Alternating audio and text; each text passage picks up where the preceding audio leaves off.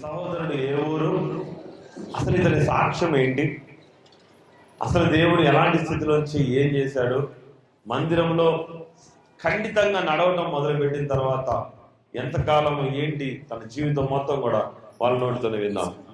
అందరికీ వందనాలు. దేవుడికి వందనాలు. అన్నయ్య కూడా వందనాలు. సంఘానికి కూడా నా హృదయపూర్వక వందనాలు తెలియజేస్తున్నాను. నా పేరు జగదీష్ అండి. మాది మధ్య దగ్గర రాయపట్నం గ్రామం. 2013 నుంచి మన పాత చర్చి మారుతి నగర్ ఉంది కదా, పెద్దయ్య గారి దగ్గర నుంచి మేము వస్తూ ఉంటాము. కరోనా సమయంలో లాస్ట్ అప్పుడు ప్రేయర్స్ జరగకూడదు, ఎవరు ఇటు అటు అన్నారు, ఆ టైంలో వచ్చాము. తర్వాత ఒక 2 సంవత్సరాల వరకు చర్చికి రాలేదు. మళ్ళీ అన్నయ్య దగ్గరకు వచ్చినప్పుడు నీవెవరో నాకు తెలియదు అని చెప్పేసి అన్నయ్య పంపించడం జరిగింది. కానీ ఇక్కడ నుంచి నేను మళ్ళీ వస్తాను అన్నయ్య అని చెప్పేసి మళ్ళీ మందిరానికి రావడం మొదలుపెట్టాను. అయితే వచ్చిన కాంచి నాకు 3 పాపలు. ఇప్పుడు ఇక్కడ ఉన్నామా, చిన్న పాప. ఈ అమ్మాయి 3వ పాప. మిగతా 2 స్కూల్కి వెళ్ళారు, అంటే చిన్నోళ్ళు కాదు, ఈ సైజు ఉంటుంది. ఒక ఆమెకి 6 సంవత్సరాలు, పెద్ద ఆమెకి, రెండో ఆమెకి 5వ సంవత్సరం, ఈమెకి 3వ సంవత్సరం. అయితే ఇక్కడికి మేము రావడం మొదలుపెట్టిన తర్వాత, మళ్ళీ 2వసారి రావడం మొదలుపెట్టిన తర్వాత అదేవిధంగా దేవుడి దగ్గర నీకు ఏం కావాలో నువ్వు బలంగా కోరుకొని ప్రార్థన చేస్తూ ఇద్దరు ఉండండి అని చెప్పేసి అన్నారు. అదేవిధంగా ఒక 3 నెలలకి అమ్మాయి ప్రెగ్నెన్సీ అని తెలిసింది. తెలిసిన తర్వాత అన్నయ్య అంతకుముందే చెప్పాడు, నాన్న ఈసారి ప్రెగ్నెన్సీ అయినప్పుడు నాకు ఒకసారి చెప్పు, నేను ప్రార్థన చేస్తాను అని చెప్పేసి అన్నారు. అలాగే అన్నయ్యకే చెప్పాను. అన్నయ్య చెప్పిన తర్వాత ప్రేయర్ చేసి అన్నయ్య చెప్పారు, నెక్స్ట్ నీకు బాబు నాన్న అని చెప్పేసి దృఢంగా చెప్పారు. మేము కూడా విశ్వాసంతో మేము కూడా ప్రార్థన చేసుకుంటూ ఉన్నాము. నేను ఖండితంగా చెప్పినా, తమ్ముడికి యేసుక్రీస్తు ప్రభు వారు చిన్నతనం నుంచే తెలుసు. తెలియంది ఏంటి అంటే అద్భుతం జరుగుతున్న విషయం ఎప్పుడు కూడా తెలియదు. ఒకరి జీవితంలో, క్రైస్తవ జీవితాల్లో అద్భుతాలు జరుగుతాయన్న విషయము తెలుసా? జరగదు. ఏమైనా ఉంటే ప్రార్థన చేసుకున్నామా, మందిరానికి వెళ్ళామా, పండుగ చేసామా, ఇంటికి వెళ్ళిపోయినామా, ఇదే జీవితం. అద్భుతం అనేది, ఒక గొప్ప విషయం అనేది, ఆశ్చర్యాలు జరుగుతాయి అనే విషయము తెలియకుండా దాదాపు 35 సంవత్సరాలు గడిచిపోయింది. నేను నెట్ సెంటర్ ఒకటి పెట్టుకొని CSC centre, common service centre నడుపుతూ ఉన్నాను.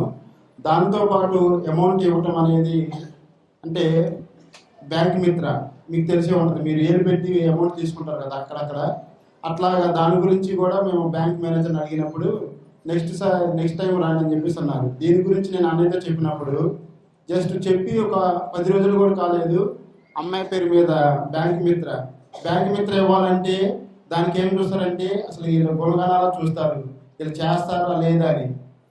పెద్ద పెద్ద వాళ్ళతో రికమెండ్ చేస్తేనే అది మనకి ఇస్తారు. కానీ ఏమీ చూడకుండా అన్నయ్యకి చెప్పిన ఒక 10 రోజుల్లోనే అన్నయ్య ఇట్లా పెడుతున్నాను అన్నయ్య అని చెప్పేసి అన్నయ్యకి ఫోన్ చేసిన వెంటనే నేను ప్రార్థన చేశాను, ఏం కాదు నాన్న దేవుడు చూపిస్తున్నాడు మీకు వస్తుంది అని చెప్పేసి అన్నారు. అలాగే నాకు వెంటనే 3 నెలల్లో, అది 10 రోజుల్లోనే నాకు అమ్మాయికి బ్యాంక్ మిత్ర అనేది వచ్చింది. అన్నా నాకు పని లేదన్నా, పని కావాలి, ఆశీర్వాదం కావాలి నడవడానికి, నా ఒక్కటి వల్ల సరిపోవట్లేదు నా ఇంట్లో అంటే, నాన్న దేవుడు నిన్ను దీవిస్తాడు. కానీ నేను ఫస్ట్ నుంచి ఒకటే చెప్పిన, అన్నిటికన్నా మొట్టమొదట పాటించాల్సింది ఏంటి అంటే, నువ్వు కరెక్ట్ గా ఒకే మందిరము, ఒకే సేవకుడిగా, ఒకే మందిరంలో, ఈ మందిరంలో ఇకపైన దృఢంగా ఉంటావా అని అడిగిన. అవునా? అవునండి. అంతేనా? అడిగారు. అట్లుండేదైతే ఇక్కడికి రా, లేదంటే డైరెక్ట్ గా చెప్పినాడు. ఎందుకంటే మొహమాటం వద్దు. ఒక అద్భుతం జరగాలి అంటే నువ్వు కూడా ఎలా ఉండాలి, గట్టిగా నడిచే విశ్వాసంగా ఉండాలి. అన్నిటిగా ఉండడానికి వీలేదు. అరే అన్నా ఇది నాకు సాధ్యం కాదు, నేనున్నది అక్కడ ఆ ప్రాంతము, ఏదైనా తమ్ముడు ఎవ్వడి వల్ల కాదు. నీకు 3 ఆడపిల్లలు ఇప్పటికే. ఎంతమంది? 3 ఆడపిల్లలు. దేవుడు నీకు మరలా సంతానం ఇచ్చేటట్టుంటే అది కూడా మొగడు పిల్లవాడు కాకపోతే ఇంకొక ఆడపిల్ల అయితే పరిస్థితి ఏంటి? ముగ్గురు కదమ్మా, ఒకళ్ళ ఇద్దరు అంటే ఆలోచించాలి. ఎంతమంది అయ్యారు? ముగ్గురు. కానీ నేను ఒకటే నమ్మినా, నువ్వు కనుక ఈ సంఘములో దృఢమైన విశ్వాసిగా మారితే దేవుని ఘనంగా కార్యం చేస్తాడు. అంతే.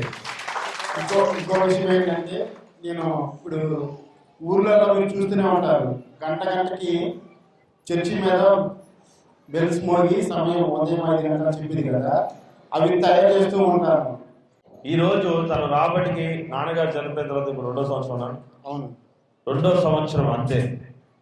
ఇన్ని సంవత్సరాల్లో ఏ వైద్యుడి వల్ల కానిది ఇగో కుమారుడు మీ ఎదురుగా దేవుడు బహుమానంగా ఇచ్చాడు.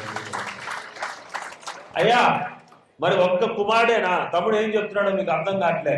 అన్న నాకు కుమారుడు ఒకటే కాదు, నువ్వు చెప్పినట్టు మందిరానికి నడవటము, మందిరంలో నిలబడడం వల్ల నా భార్యకి ఒక బ్యాంక్, అంటే పల్లెటూరులో పెట్టుకునే ఒక చిన్న బ్యాంకు కూడా దేవుడు ఆశీర్వాదంగా ఇచ్చాడు. సరే అందరికి డబ్బులు ఇచ్చే స్థాయి అలా దీవించాడు. తను ఎప్పుడో ఆగిపోద్ది ముగిసిపోద్ది అనుకున్న వ్యాపారాన్ని మళ్ళీ దేవుడు రెండింతలుగా పెంచి ఆ విధంగా కూడా ఆశీర్వాదం ఇచ్చినాడు. దేవుడికి ఏం తక్కువైందండి దేవుళ్ళు? ఏమైనా తక్కువ ఉందా? ఈ మందిరంలో ఏమైనా కొదువు ఉందా? ఇందాక అంటా ఉన్నాడు, నేను ఎందుకో బయటకు వస్తుంటే అనే నేను ఇంకా సాక్ష్యం చెప్పలేదు, నేను సాక్ష్యం చెప్పాలి అని. ఏం సాక్ష్యము అంటే, ఇగో ఒక అద్భుతం. మీకు తెలుసో లేదో, ఈసారి ఆడపిల్ల అయింది, నా వల్ల కాదు అని చెప్పేసి 3 నెలలకే గర్భం తీసేస్తా అనుకున్నాను. అందిందని తెలియగానే వద్దు వద్దని ఇద్దరు కన్నీళ్ళు పెడుతున్నారు. అయ్యా అవునా కాదా? అమ్మ అవునా? మా వల్ల కాదు, ఇప్పటికే 3 ఆడపిల్లలు, సంతానం మా వల్ల కాదు, ఈసారి పుట్టబోయేది మగపిల్లగాడే. దేవుడు నాకు దేవుడే ఇస్తాడు, ఏది ఏమైనా ఇస్తాడు. ఎందుకంటే వాళ్ళు లోబడటం మొదలు పెట్టారు. ఏం చేస్తున్నారు? దేవుడి సన్నిధిలో లోబడాలి. దేవుడు చెప్పే ప్రతి మాట, సేవకుడి మాట ప్రార్థనలో రావటము. ఇక్కడ కాదు, రాయపర్తి నుంచి వస్తా ఉంటారు పిల్లలు, 60 కిలోమీటర్ల నుంచి. నేను ప్రతి వారము అన్న వస్తాను. ఇప్పుడు దాకా ఈ మైకులు సరిగ్గా ఉండట్లేదు, నేను మైకులు కూడా ఇన్ఛార్జ్ తీసుకొని అక్కడే ఉంటా. తను వచ్చాక మైకులు మంచిగా పనిచేయడం మొదలు పెట్టాను. చిన్న చిన్న మార్పులు చేసుకుంటాను, పెద్ద విషయం కాదు. నేను దేవుడు పరిచర్యలో కూడా ఉంటా. ఎందులో? పరిచర్యలో కూడా ఉంటా. అంటే దేవుడు ఏం చేస్తున్నాడు? ఒకప్పుడు 30 ఏళ్ల క్రైస్తవ జీవితంలో లేనిది ఈ 2 సంవత్సరాల క్రైస్తవ జీవితంలో ఏం మొదలైంది? ప్రేమ మొదలైంది. దేవుడిని ప్రేమ. ఇంకో విషయం ఏంటంటే, నెలకొచ్చి మనకి ఇంట్లో ఎంత ఖర్చు అవుతుందో మీకు తెలుసు. ఆ ఖర్చుతో పాటు నేను బజాజ్లో ఈఎంఐ కట్టుకోవాలి 5,000, తర్వాత మొబైల్ ఒకటి తీసుకున్నాను, దాన్ని పిల్లగాళ్ళకి ఇద్దరికి సుకన్య సమృద్ధి యోజన నెలకి 3,000 లెక్క. ఎట్టలేదన్నా సరే 35,000 పైన. నేను ఎక్కడ ఇటు బయటకు వెళ్ళేవాడిని కూడా కాదు, కానీ ఇంటి దగ్గర నుంచి చేస్తాను. నా దేవుడు నాకేం చేస్తున్నాడు? నా ఇంటి వద్దకే నాకు పని పంపిస్తున్నాడు. దీవిద్దామా? ప్రార్థన చేద్దామా? కొడుకో కాదు ఎవరైనా చెక్ చేసుకుంటారా? చెక్ చేసుకోవాలంటే చేసుకోవాలి. కానీ నేను చెప్తున్నాను, అసాధ్యం సాధ్యం కాదు, వల్ల కాదు అని నీతో ఎవరైనా అన్నాడా? ఒక్కసారి వాటన్నిటికీ కేర్ ఆఫ్ అడ్రస్. ఏదైతే నీ వల్ల కాదో అది చేయగలిగే దేవుడు ఆ మందిరంలో ఉన్నాడని చెప్పండి. ఈ మందిరంలో. ఏ మందిరంలో? ఈ మందిరంలో. పేరేంటి మందిరం పేరు?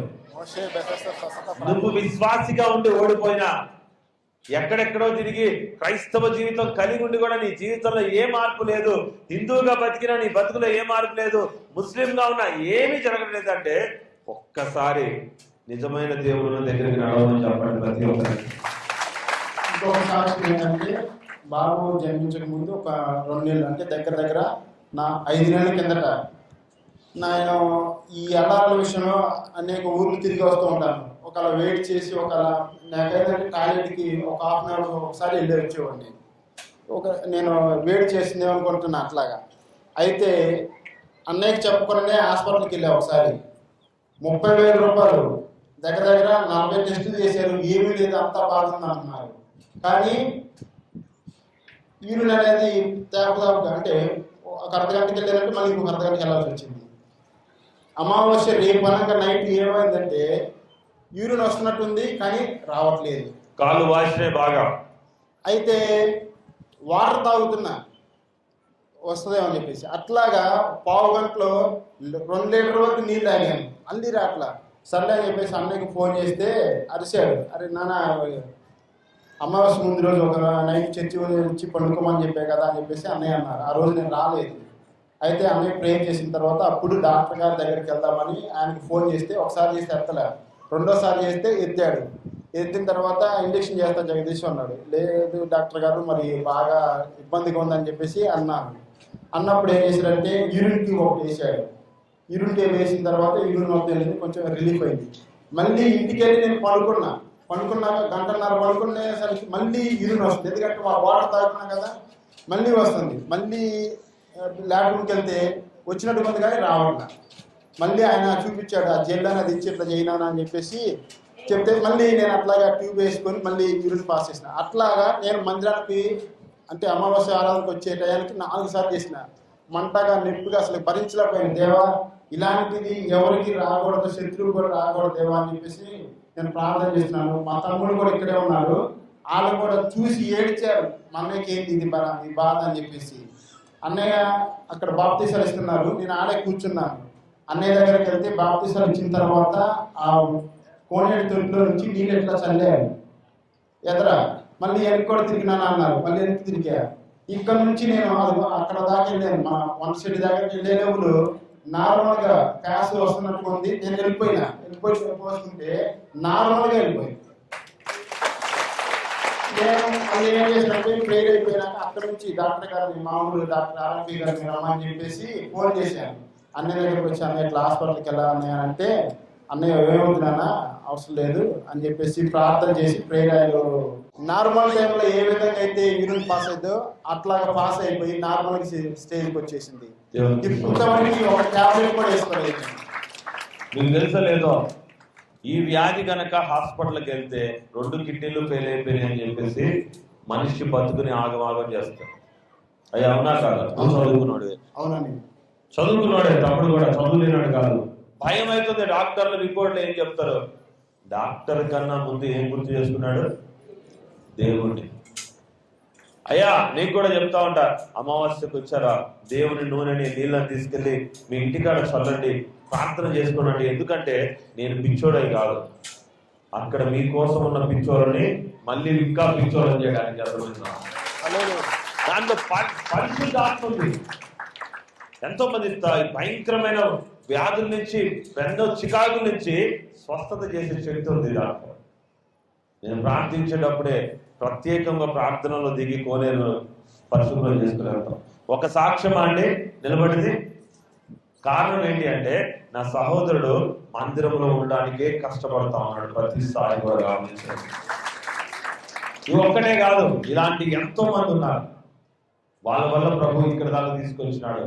మిగిలిన కుటుంబాల వల్ల దేవుడు ఇంకా మందిరాన్ని పూర్తి చేసే విధంగా ఈ సంవత్సరంలో ఎట్టి పరిస్థితుల్లో ఎండాకాలంలో మనం మిగతా కార్యక్రమం మొదలు పెట్టాలి, మందిర నిర్మాణం మొదలు పెట్టాలి ఖచ్చితంగా. అంటే 2 నెలల్లో అవుతున్న కొద్ది త్వరగా ముందుకు వెళ్దాం.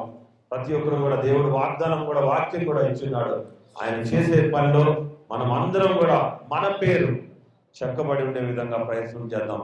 ఈ విడలను దీవించుకుందాం. చేతులెత్తి ప్రతి ఒక్కరు. మహాపరిశుద్ధ తండ్రి, గొప్ప దేవ యేసయ్య, పరిశుద్ధుడు అనేసి మీరు ఇచ్చిన ఫలంను బట్టి, మీరు ఇచ్చిన సంతానం ఒక అద్భుతం తండ్రి. అయా ముందుగా మాట్లాడి ఇవ్వటం ఈ ప్రపంచంలో ఎక్కడా జరగని అద్భుతంలో నేను చేస్తున్నాను. సహోదరుని దీవించి బలపరిచిన అనేసయ ఇంకా గొప్పగా నేను ఎంతో మందిని నేనేసయ నీ వైపు నడిపించుకునే విశ్వాస జీవితంలో ఆ ప్రాంతంలో ఇక్కడ వరకు ప్రభా ప్రతి విషయంలో మీరు సహాయకరంగా ఉండమని, మీ పరిశుద్ధాత్మను తన కాపుదలగా ఉంచమని, ఈ దీవెనలు వారి కుటుంబం ఎన్నడెన్నడకు సదాకాలం నిలిచిండి. సంఘంలో ఉన్నంత కాలము ఇంకా శ్రేష్టమైన ఈవులు తన పిల్లలకు సమకూర్చుకునే భాగ్యం దయచేయమని అడుగుతున్నాము తండ్రి. ఆమేన్.